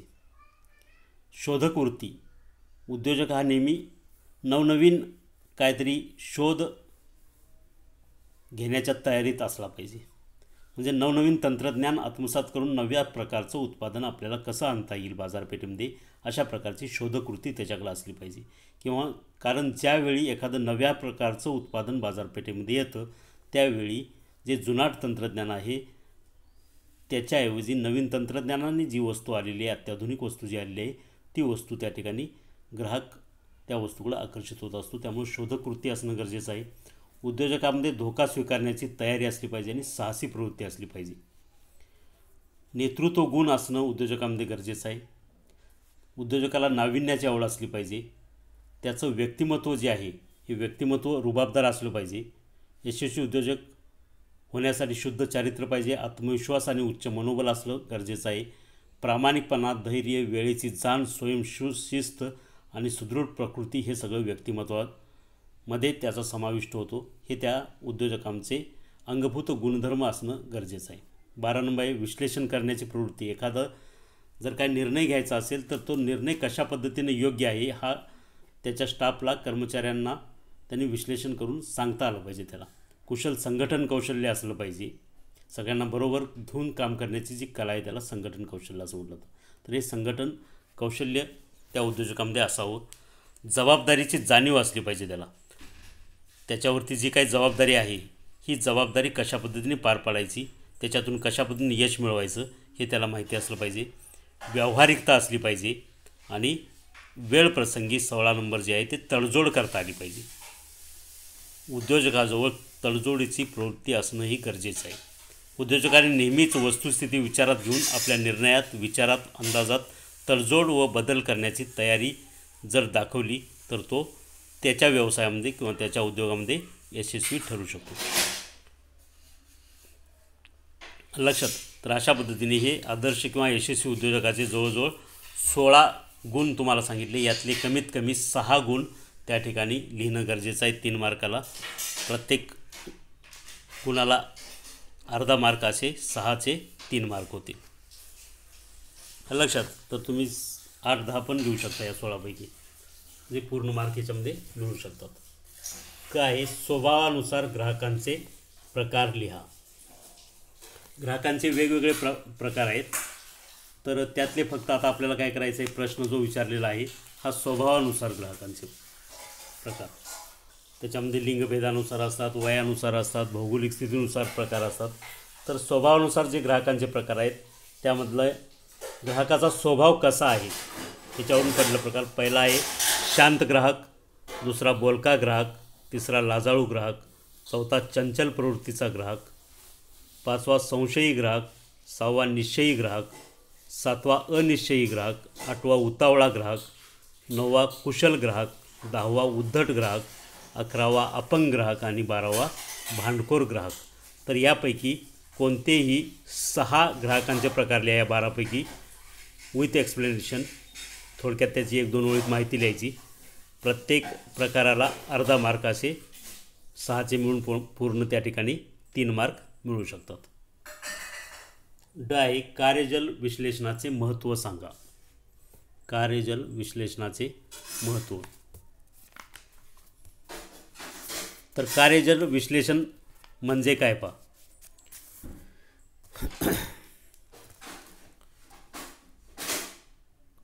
कार्यजल विश्लेषणात 2 प्रमुख घटक असतात, कृती आणि घटना. हे तुम्हाला सांगितलेलं आहे. तर कोणती कृती करायची आणि घटना, तर त्यामध्ये तुम्हाला एक आकृती दिली होती. तर प्रत्येक वर्तुळ त्या ठिकाणी घटना दर्शवतं आणि बाण जे आहे हे कृती दर्शवतं. बाणाच्या साहाय्याने जे दाखवलं ती कृती आहे आणि ज्या ठिकाणी वर्तुळ आहे ती त्या ठिकाणी असलेली घटना आहे. तर या ठिकाणी आपल्याला कार्यजल विश्लेषणाचे महत्त्व विचारलेलं आहे. तर कार्यजल विश्लेषणाचं महत्त्व काय आहे? 1 नंबर, उपलब्ध मर्यादित संसाधनाच्या साहाय्याने किमान वेळेत आणि किमान खर्चात प्रकल्प पूर्ण करण्याच्या दृष्टीने प्रकल्पाचा आराखडा तयार करणे, नियोजन करणे, समन्वय घडवून आणणे, नियंत्रण ठेवणे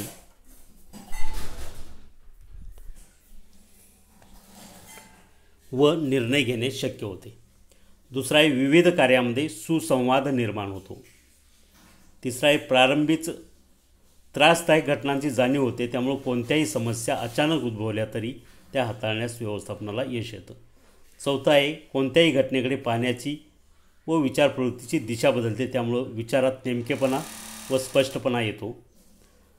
पाचवा आहे सुव्यवस्थितरित्या पूर्ण होणाऱ्या कामापेक्षा जी कामे अपेक्षेप्रमाणे पूर्ण होत नाहीत अशा कामावर लक्ष केंद्रित करणे व्यवस्थापनास शक्य होते. सहावा आहे प्रत्येक कृती कार्यक्रम पूर्ण करण्यासाठी कमीत कमी किती वेळ लागेल याचा अंदाज बांधता येतो. सातवा आहे प्रकल्पातील निर्णायक कृती हे विश्लेषण दर्शवते. आणि आठवा आहे कार्यजल विश्लेषणाची व्यवस्थापनाला योजना आखण्यामध्ये आणि सुयोग्य अंमलबजावणीमध्ये मदत मिळते. तर अशा प्रकारे 8 या ठिकाणी मुद्दे आहेत. त्यातले कोणतेही तुम्हाला 6 मुद्दे लिहायचे. प्रत्येक मुद्द्याला अर्धा मार्काचे 3 मार्क मिळतील. पुढचा आहे मालक व कर्मचारी यांच्या औद्योगिक संबंधाचे महत्त्व सांगा. मालक कामगार संबंध जे आहेत हे संबंध नेहमीच सलोख्याचे असणे गरजेचं आहे. जर मालक कामगार संबंध चांगले असतील, सलोख्याचे असतील तरच त्या ठिकाणी चांगल्या प्रकारे उत्पादन प्रक्रिया होऊ शकते. अन्यथा जर मालक आणि कामगार यांच्यामध्ये संघर्ष असेल तर उत्पादन प्रक्रिया खंडित होऊन तो उद्योगधंदा बंद पडण्याची वेळप्रसंगी दिवाळ निघण्याची देखील शक्यता असते. तर या ठिकाणी मालक आणि कर्मचारी औद्योगिक संबंधाचे जे महत्त्व आहे त्या महत्त्वामध्ये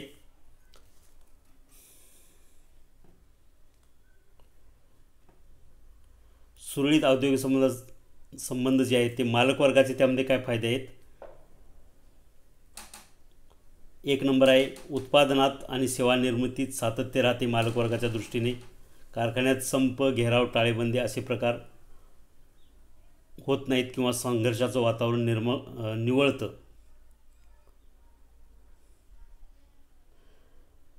त्याचबरोबर तिसरा आहे कर्मचारी वर्ग कच्चा माल, साधनसामुग्री यांचा योग्य प्रमाणे वापर करतात आणि त्यामुळे सामग्रीची बचत करण्याची प्रवृत्ती वाढते.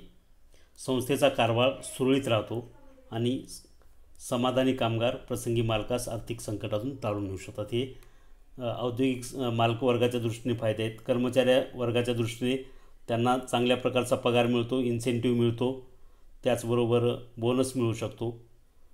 संघटनेत कर्मचाऱ्यांना प्रगती करण्याची संधी मिळते. कर्मचाऱ्यांचे मानसिक आणि कौटुंबिक स्वास्थ्य चांगलं राहतं. औद्योगिक प्रगतीबरोबरच उत्पादन वाढते आणि स्वतःची प्रगती करता येते. कामगारांना आर्थिक लाभ मिळतात. अधिकारी वर्गाकडून त्यांना चांगली वागणूक मिळते, समानतेची वागणूक मिळते, त्यामुळे त्यांना तो उद्योग आपला आहे असं वाटू लागतं. हे कर्मचारी वर्गाचे फायदे. समाजाच्या दृष्टीने जर पाहिलं तर समाजाला गुणवत्तापूर्ण वस्तू मिळते, वेळेत वस्तू मिळते, सामाजिक स्थिरता निर्माण होते. औद्योगिक क्षेत्रात शांत आणि स्थैर्य असेल तर त्याचा अर्थव्यवस्थेत स्थैर्याच्या दृष्टीने फायदा होतो आणि समाजाचा आणि देशाचा विकासाचा वेग वाढतो आणि दरडोई उत्पन्नामध्ये वाढ होते.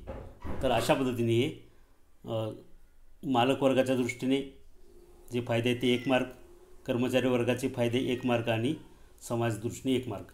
प्रत्येक ह्याच्यामध्ये 2-2 मुद्दे लिहिले पाहिजेत. असे 3 मार्क एकूण येतील. पुढचा आहे प्रकल्प निवडीचे मार्ग लिहा. प्रकल्प निवडीचे जे मार्ग आहेत त्या प्रकल्प निवडीच्या मार्गामध्ये जास्तीत जास्त नफा देणारे प्रकल्प, बाजारपेठ व संभाव्य मागणी, उत्पादनाच्या घटकांची उपलब्धता, स्पर्धक, औद्योगिक धोरण आणि शासकीय सवलती, योग्यता विश्लेषण, आर्थिक घडामोडी व सभोवतालचे वातावरण आणि सामाजिक हेतू हे प्रकल्प निवडीचे मार्ग आहेत. असे 8 हे घटक आहेत. त्यामधले कोणतेही 6 घटक लिहा. प्रत्येक घटकाला अर्धा मार्क विथ एक्सप्लेनेशन, स्पष्टीकरणासह. थोडक्यात तर 6 मुद्दे लिहिल्यानंतर स्पष्टीकरणासह त्याला तुम्हाला प्रत्येकाला अर्धा, याप्रमाणे 3 मार्क या ठिकाणी मिळू शकतात. तर हा 4था प्रश्न झालेला आहे. आता शेवटचा 5वा प्रश्न पुढच्या पेजवरती.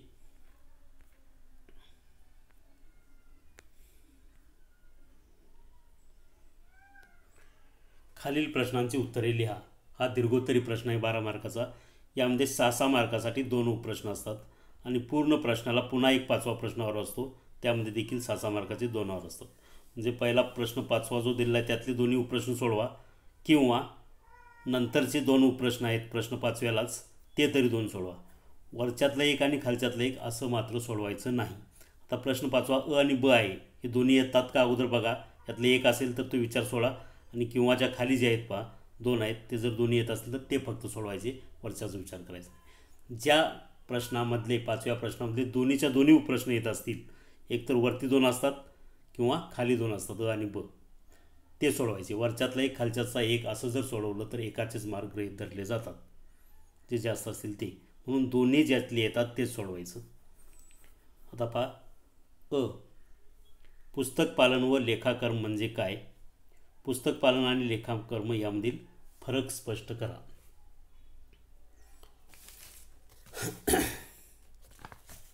पुस्तक पालन तर व्यवहाराच्या ज्या नोंदी आहेत, ह्या नोंदी औद्योगिक ज्या नोंदी आहेत त्या नोंदी लिहून ठेवण्याचं काम हे पुस्तक पालनाच्या माध्यमातून केलं जातं. तर पुस्तक पालन व लेखाकर्म म्हणजे काय, त्यासाठी अगोदर पुस्तक पालन म्हणजे काय हे पाहायला लागेल. तर विशिष्ट उद्देश साध्य करण्यासाठी आर्थिक व्यवहारांच्या त्यांच्या स्वरूपानुसार निरनिराळ्या पुस्तकात नोंद करण्याची कला आणि शास्त्र म्हणजे पुस्तक पालन होय. ही एक व्याख्या आहे. ही बाटलीबाऊ यांची व्याख्या आहे, व्यवस्थापन शास्त्रज्ञ. दुसरी व्याख्या आहे व्यापारातील सर्व प्रकारचे आर्थिक व्यवहार मुद्रेच्या रूपात करून लिहिण्याची एक कला म्हणजे पुस्तक पालन. स्पायसर अँड स्वेगलर यांच्या म्हणण्यानुसार ही व्याख्या आहे. तर ह्या दोन्हीपैकी जी तुम्हाला सोपी वाटेल ती व्याख्या, दोन्ही व्याख्या सोप्याच आहेत तशा, ती लिहू शकताय. अजून एक रोलँड यांची एक व्याख्या आहे व्यापारातील आर्थिक व्यवहार काही निश्चित सिद्धांताच्या आधारे जमा खर्चाच्या पुस्तकात लिहून ठेवण्याच्या कार्याला पुस्तक पालन असं म्हटलं जातं. ही पण व्याख्या. या तिन्हीपैकी एक व्याख्या कोणतीही लिहायची, त्याला 1 मार्क असेल व्याख्याला. त्यानंतर लेखाकर्मची व्याख्या लिहायची. लेखाकर्म म्हणजे व्यापारी व्यवहारांच्या नोंदी करणे, वर्गीकरण करणे आणि सारांशिकरण करणे, निष्कर्ष काढणे आणि त्यानंतर परिणामांचे सादरीकरण करण्याची क्रिया होय. एवढीच व्याख्या ही. याला लेखाकर्म असं म्हणतात. त्याचबरोबर दुसरी एक व्याख्या आहे जमा खर्चाच्या पुस्तकात उपलब्ध असलेल्या माहितीचा उपयोग करून व्यवसायास निरनिराळी माहिती देणारी आर्थिक विवरणे तयार करण्याच्या क्रियेस लेखाकर्म असे म्हणतात. या दोनपैकी एक व्याख्या लिहायची. या लेखाकर्मच्या व्याख्येला 1 मार्क असेल. म्हणजे बुक किपिंग व्याख्येला 1 मार्क असेल पुस्तक पालनला, आणि या ठिकाणी लेखाकर्मला 1 मार्क असेल. हे 2 मार्क झाले. राहिले 4 मार्क. हे पुस्तक पालन आणि लेखाकर्म यामधील फरक विचारला, याला 4 मार्क असतील. तर फरकाचे 4 मुद्दे लिहायचे दोन्हींचे पण, पुस्तक पालनाचे 4 आणि लेखाकर्म 4. त्यामध्ये काही मुद्दे सांगतो तुम्हाला. पुस्तक पालन ही जमा खर्च लिहिण्याची प्राथमिक अवस्था आहे. म्हणजे अगोदर जे काही व्यवहार आहे ते पुस्तक पालनाच्या रूपात लिहिले जातात, म्हणजे प्राथमिक अवस्था आहे. तर लेखाकर्म ही जमा खर्च लिहिण्याची उच्च अवस्था आहे. म्हणजे पुस्तक पालनामध्ये ज्या नोंदी लिहिल्या आहेत त्याच्यावरून लेखाकर्म लिहितो, म्हणून ही उच्च अवस्था आहे. जमा खर्च पुस्तक पालनामध्ये जमा खर्च लिहिताना पुस्तक पालनाचे कार्य प्रथम सुरू होते. लेखाकर्मामध्ये पुस्तक पालनाचं काम संपलं की लेखाकर्माचं काम चालू होतं. कार्याचं स्वरूप जर पाहिलं तर पुस्तक पालनात व्यवसायातील आर्थिक व्यवहार मूळ नोंदीच्या पुस्तकाच्या लिहिण्याच्या कार्याचा समावेश होतो. तर लेखाकर्मामध्ये पुस्तक पालनातील नोंदीवरून सारांश किंवा तेरीस तयार करण्याचे काम केलं जातं. खतावणी जे आहे पुस्तक पालनामध्ये मूळ नोंदीच्या पुस्तकातील नोंदीवरून खातेवहीत नोंदी करण्याचे कार्य पुस्तक पालनामध्ये केलं जातं. तर खातेवहीत केलेल्या नोंदी बरोबर झाल्या आहेत किंवा नाही हे तेरीजवरून पाहण्याचं काम हे लेखाकर्मात असतं. 5वा आहे पुस्तक पालनात केवळ व्यापारी व्यवहारांच्या नोंदी केल्या जातात, यात कोणतेही निष्कर्ष काढले जात नाहीत. यावर लेखाकर्मामध्ये मात्र निष्कर्ष काढले जातात. पुस्तक पालनात वर्षाखेरीस कोणती आर्थिक विवरणे तयार केली जात नाही. जे पुस्तक पालन ही जे काय आहे जमा खर्च लिहिण्याची प्राथमिक अवस्था आहे, त्याच्यामध्ये कोणत्याही प्रकारचं वर्षाखेरीस मार्च एंडिंगला आर्थिक विवरणं केली जात नाहीत.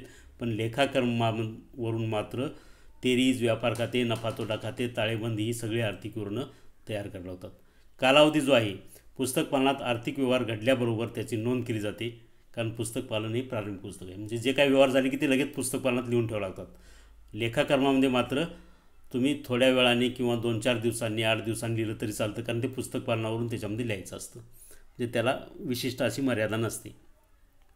जबाबदारी, पुस्तक पालनाचे कार्य करणारे कर्मचारी पुस्तक पालनाच्या प्रारंभिक पुस्तकावर जबाबदार मानले जातात.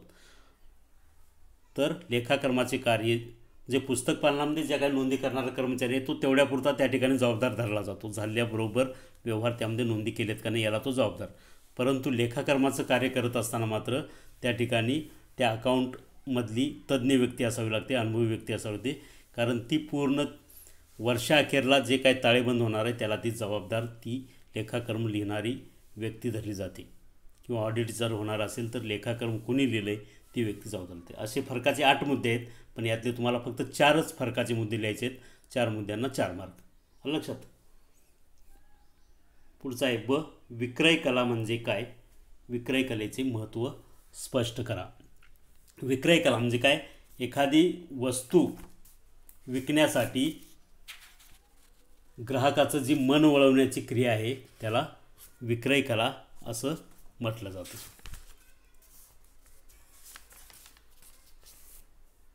विक्रय कला म्हणजे ग्राहकांनी वस्तू खरेदी करावी म्हणून त्यांचे मन वळवण्याचा केलेला प्रयत्न.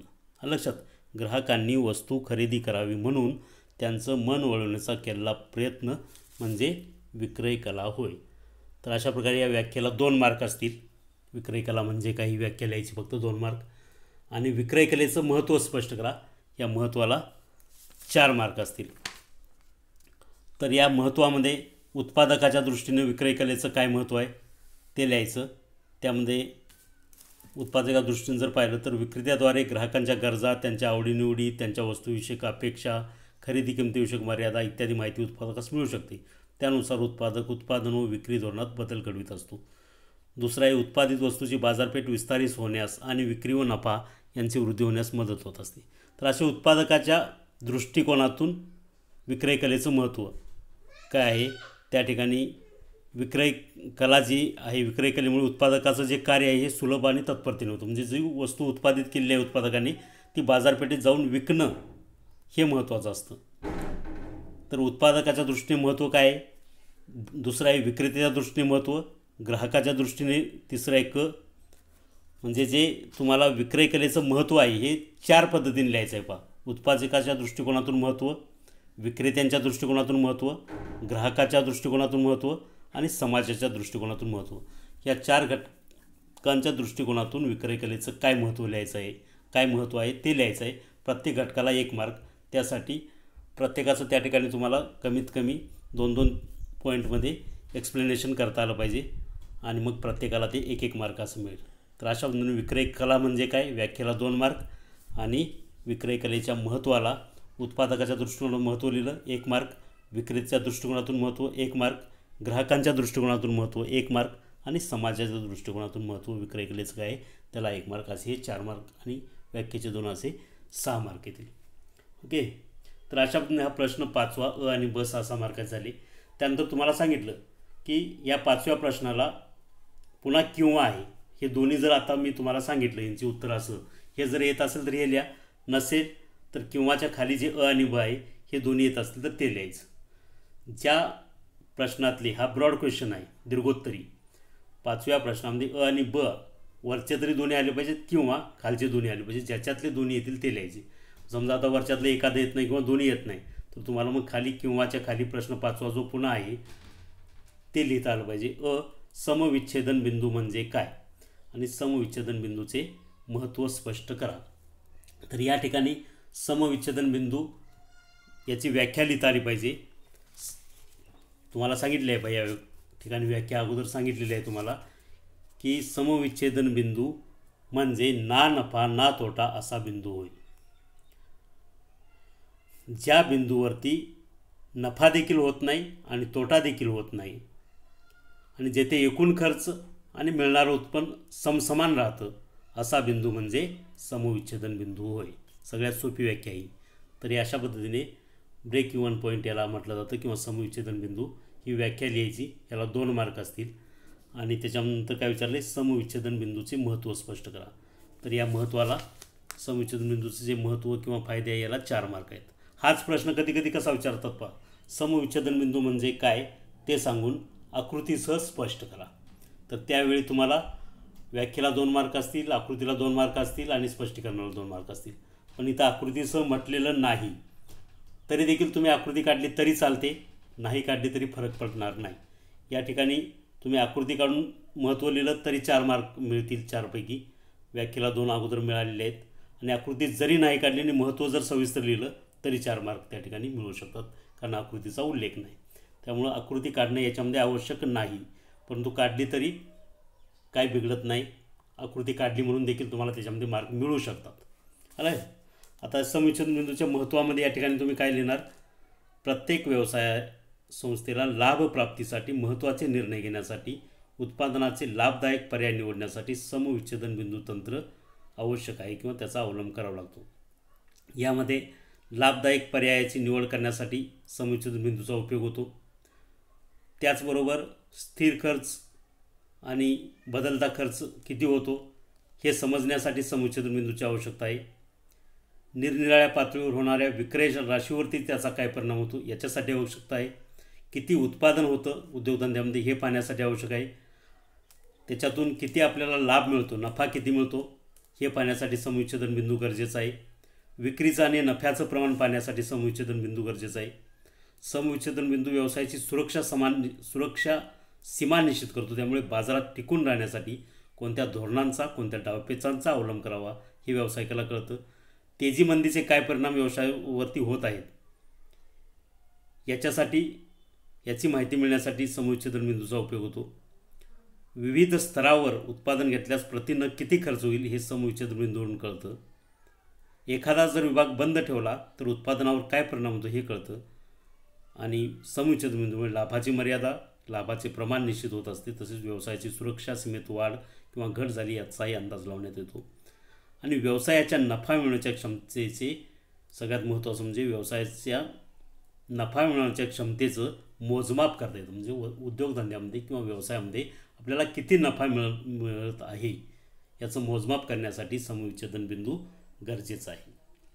तर अशा पद्धतीने या महत्त्वाला समविच्छेदन बिंदूचे महत्त्व किंवा जे फायदे सांगितले याला 4 मार्क असतील, व्याख्येला 2 मार्क, असे एकूण 6 मार्क.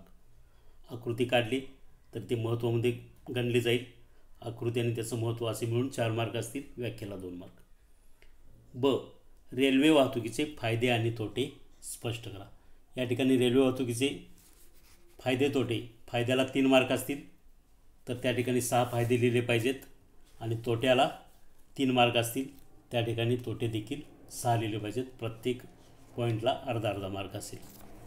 तर फायदे तोटे जर रेल्वे वाहतूक पाहिली तर रेल्वे वाहतूक जी आहे ही रेल्वे वाहतूक शासकीय मक्तेदारी आहे. रेल्वे वाहतूक कोणी सुरू करू शकत नाही. अलग लक्षात. तर फायद्यामध्ये जर पाहिलं तर रेल्वे मार्गाने वाहतूक ही अत्यंत वेगवान होते. त्यामुळे दूरवरची वाहतूक कमी वेळात होऊ शकते. दुसरा आहे रेल्वेची वाहतूक क्षमता इतर साधनापेक्षा जास्त असते. म्हणजे एकाच वेळी अनेक प्रवासी किंवा अनेक मोठमोठ्या प्रमाणात माल वाहून नेता येतो. म्हणजे याची क्षमता जास्त असते. प्रवासी क्षमता पण जास्त आहे आणि माल वाहतूक क्षमता देखील जास्त असते, कारण याला डबे जोडले असतात. हा फायदा आहे. रेल्वेच्या वाहतुकीत निश्चितपणा असतो. वेळापत्रकानुसार शक्यतो ही वाहतूक होत असते. लांबच्या अंतराच्या प्रवासी आणि अवजड मालाच्या वाहतुकीसाठी ही फायदेशीर आहे, कारण या ठिकाणी तिकीट रेल्वेचं कमी असतं. अपघाताचं प्रमाण कमी असतं रेल्वे वाहतुकीत. विशेषतः रेल्वे वाहतुकीत जो माल वाहून नेणार आहे त्याचं नुकसान होत नाही. खराब हवामानामुळं, पावसामुळं, थंडीमुळं त्याच्यावरती किंवा उन्हामुळं परिणाम त्या मालावरती होत नाही. वाहतुकीच्या इतर साधनांच्या तुलनेत रेल्वे वाहतूक ही स्वस्त असते. जीवनावश्यक वस्तूंचा पुरवठा सातत्याने करण्यासाठी रेल्वे वाहतूक ही अतिशय उपयुक्त समजली जाते. नैसर्गिक आपत्तीच्या वेळी रेल्वे वाहतुकीमुळे आवश्यक वस्तूंचा पुरवठा त्वरित करता येतो आणि रेल्वेमुळे आसपासच्या प्रदेशात औद्योगिक आणि व्यापारी विकासाला गती मिळते. त्यामुळे नवीन नवीन उद्योगधंदे सुरू होऊन रोजगार निर्मिती होण्यास मदत होते. हे फायदे झाले. तर यातले कोणतेही 6 फायदे लिहा, त्याला 3 मार्क असतील, अर्धा अर्धा मार्क एका पॉईंटला. त्यानंतर रेल्वे वाहतुकीचे तोटे काय आहेत? जसे रेल्वे वाहतुकीचे फायदे आहेत तसे काही तोटे देखील आहेत. तर त्यामध्ये रेल्वे वाहतुकीचा जो व्याप आहे हा प्रचंड आहे, भांडवल गुंतवणूक जास्त आहे, त्यामुळे ही फक्त सरकारची मक्तेदारी आहे, कोणी रेल्वे सुरू करू शकत नाही. दुसरा आहे, थोड्या अंतरावर माल पाठवायचा असल्यास खर्च जास्त येतो, लांब अंतरासाठी परवडतं, थोड्या अंतरासाठी खर्च जास्त येतो. तिसरा आहे, घरपोच सेवा यामध्ये उपलब्ध होत नाही. तुम्ही जर एखादा माल आणला तर ते रेल्वे स्टेशनपर्यंत येईल, तिथून तुम्हाला पुन्हा रस्ते वाहतुकीच्याद्वारे बसने, ट्रकने, कारने तो किंवा टेम्पोने तो माल घरापर्यंत न्यावा लागतो, म्हणजे घरपोच सेवा मिळत नाही. चौथा आहे, ज्या ठिकाणी रेल्वे स्टेशन असेल तिथंपर्यंत ही सेवा पुरवता येते. त्यामुळं काय होतं की डोंगराळ भागात वगैरे मोठ्या समस्या निर्माण होण्याची शक्यता असते. रेल्वे वाहतुकीत लवचिकता नसते. रेल्वे मार्गाला जोडून रस्ते असल्याशिवाय रेल्वे वाहतुकीचे फायदे मिळू शकत नाहीत. अपघातात मोठी जीवित आणि मालाची हानी होऊ शकते. डोंगराळ आणि दुर्गम प्रदेशामध्ये तसेच ग्रामीण भागात रेल्वे वाहतूक अशक्य असते, हा देखील तोटा आहे. आणि रेल्वेसाठी आवश्यक असणारी भांडवल गुंतवणूक करणे हे सरकारकीच कुणाला शक्य नसते. त्यामुळे रेल्वेच्या बाबतीत सरकारची पूर्ण मक्तेदारी निर्माण झालेली दिसून येते. तर अशा प्रकारे हे रेल्वे वाहतुकीचे तोटे आहेत. त्यातले तोटे देखील 6 लिहिले पाहिजेत 3 मार्कासाठी. असे एकूण 6 आणि 6 मुद्दे लिहिले पाहिजेत. जे ॲडव्हान्टेज किंवा फायदे आहेत रेल्वे वाहतुकीचे त्याला 3 मार्क आणि जे तोटे आहेत त्याला 3 मार्क, असे 6 मार्क असतील. ओके. तर अशा पद्धतीने ही जनरल फाउंडेशन या विषयाची तुम्हाला प्रश्नपत्रिका पूर्ण सोडवून दाखवलेली आहे. ही तुम्ही सरावासाठी काय करायचे, पुन्हा तुमच्या वहीमध्ये पूर्ण व्यवस्थितपणे सोडवायचे आहे. यातले जे प्रश्न आहेत ते तुमच्या येणाऱ्या परीक्षेसाठी, बोर्ड परीक्षेसाठी देखील अत्यंत महत्त्वाचे आहेत. तुम्ही जी कोणती सराव परीक्षा देणार असाल त्याच्यासाठी देखील महत्त्वाचे आहेत. हे सगळे प्रश्न महत्त्वाचे आहेत. तुम्ही तुमच्या वहीमध्ये, जनरल फाउंडेशनच्या वहीमध्ये ही प्रश्नपत्रिका व्यवस्थितपणे, नीटनेटकेपणे मुद्देसूद उत्तरं लिहून सोडवा. निश्चितच तुम्हाला या प्रश्नपत्रिकेचा पुढच्या तुमच्या सराव परीक्षेसाठी आणि बोर्ड परीक्षेसाठी फायदा होणार आहे. ओके. कुणाच्या काय अडचणी असेल तरी मला विचारू शकता. ओके.